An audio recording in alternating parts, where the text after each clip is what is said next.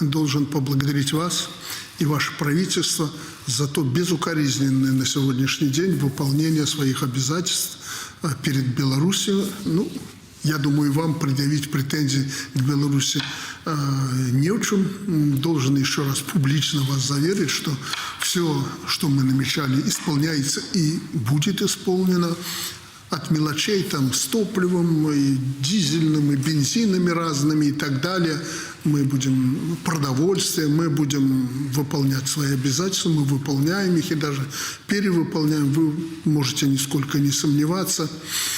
До серьезных системных вопросов, о которых вы только что сказали в рамках нашего союза, в рамках Евразес, мы вас ждем 1 октября в Беларуси. У нас есть ряд мероприятий, чисто специфических для Мишустина Михаила Владимировича, поэтому вы обязательно приезжайте.